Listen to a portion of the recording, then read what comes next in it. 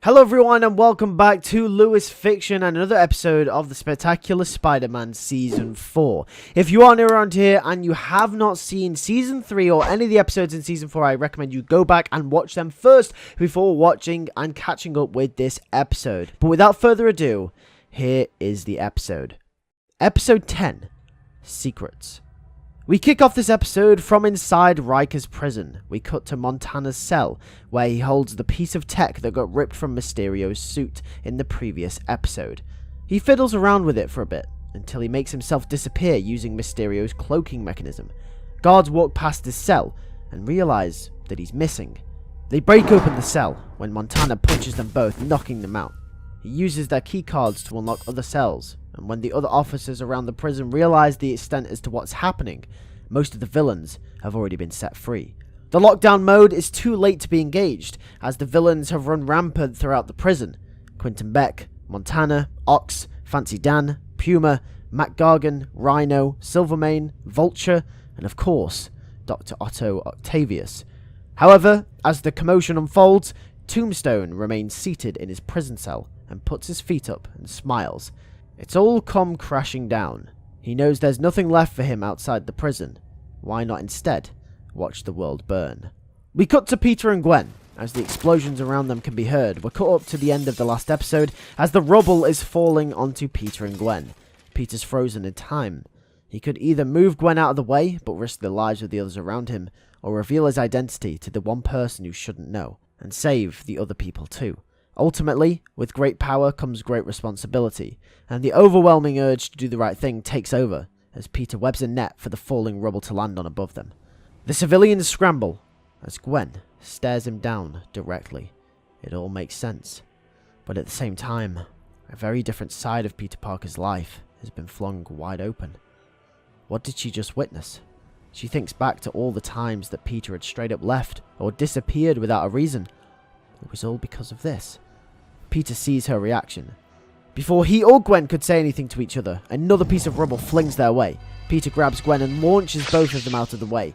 They land, and Peter looks up to see the Vulture, Shocker, Ox, Fancy Dan, Scorpion, Mysterio, Doc Ock, and a bunch of other villains storming the city streets in front of him.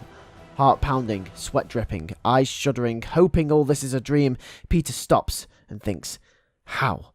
What could go so wrong? His worst fear, his worst nightmare. Every single villain ever on the loose in New York City, the place where his loved ones lie.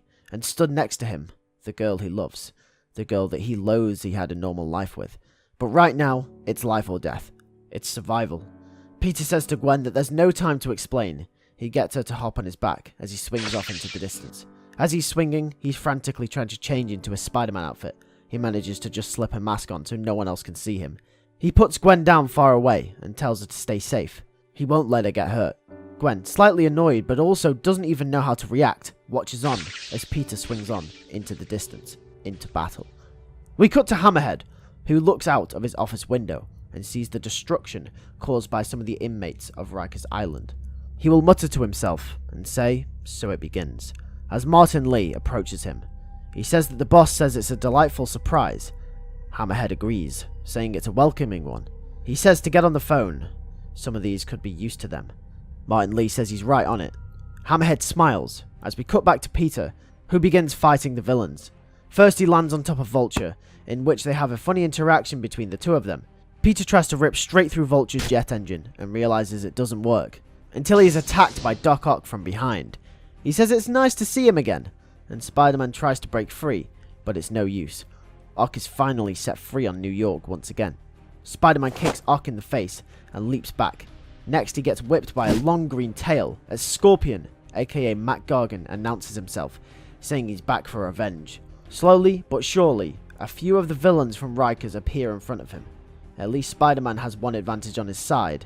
They're not all teamed up together like the Sinister Six. He can get to most of them and fight them one by one. Spider-Man starts trying to take out Doc Ock, however is overwhelmed as multiple civilians are caught up in the crossfire. Even though Spider-Man is a veteran of superhero combat by this point in the series, when civilians are involved, he is still biased to saving them. Thus, Peter gets caught up saving people on the street from the destruction when the villains get the better of him. Doc Ock has him down on the street, pinned. The three of them lean over him, saying this is his end. when a smoke bomb appears out of nowhere, choking Ock and the villains, releasing Spider-Man. He does a kickflip backwards and lands on the wall. He strikes a dizzied Ock with a powerful punch and disables Vulture's jet system. While focusing on Doc Ock and Vulture, unfortunately Scorpion escapes into the chaos. And before he could even think about where that bomb came from and how that even helped him, none other than Black Cat appears out of nowhere, landing next to Spider-Man. Surprised, Spider-Man announces her name, and Cat looks disturbed, horrified even.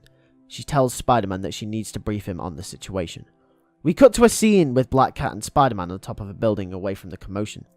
Spider-Man will say that he thought she was still mad at him for the whole not letting her father go situation. Cat will say that she still is, but she had no one else to turn to. She turns and looks away, and looks down. She takes her mask off, revealing Felicia's face underneath. She says that all of this, it was her fault. Peter is confused, and he asks what she means by that. Felicia says that for months, she's been planning the escape of her father. She couldn't do it any other way without alerting the prison guards and drawing attention, unless she worked with someone. Spider-Man will ask who that is, and Felicia will say, Quentin Beck. Spider-Man's eyes widen as he puts the pieces together. That's why he was loose in the prison. This portion of the episode, we will flash back to the previous episode, but to Kat's perspective, as she tells the story and reveals everything that happened as to the events that led to the city-wide Rikers Island villain invasion. Kat will say that once she found a way to get Quentin free among the prison, he used his illusions to make the escape of Walter Hardy seamless. Peter says that he was still there when he checked though. He went to his cell. Walter Hardy was still in Rikers Island.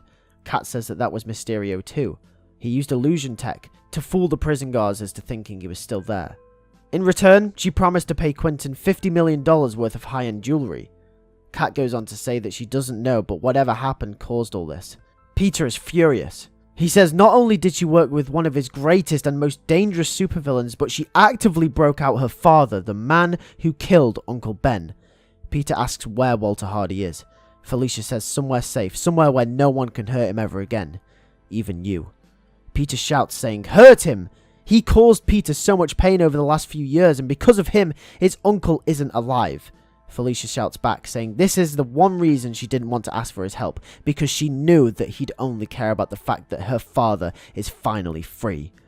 Peter will say it's not about that. It's about taking responsibility of your actions, and what she did was bad, and Peter can't let her get away with that. Kat will say it doesn't matter about that now. All that matters is that they fix her mess. They have to put aside their differences, and they have to stop the villains from running the city rampant. Peter agrees that this is definitely the first order of business. They look over the city to flaming buildings and civilians running in terror. The war on New York has just begun, and Spider-Man and Black Cat are the only ones that can stop it.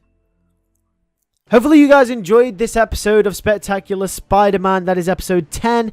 Episode 11 is coming next Sunday. Hopefully you're all excited for the 3-part finale coming next. Hopefully you are all excited. Also remember, we've got Venom Lethal Protector coming 3 weeks from now after the finale of Season 4. And then at the end of the year, we're going to have Spectacular Spider-Man Season 5 for you guys as well. So hopefully you're all excited, but make sure to leave a like on this video if you did enjoy, and I'll catch you guys in the next video. Take care, and peace.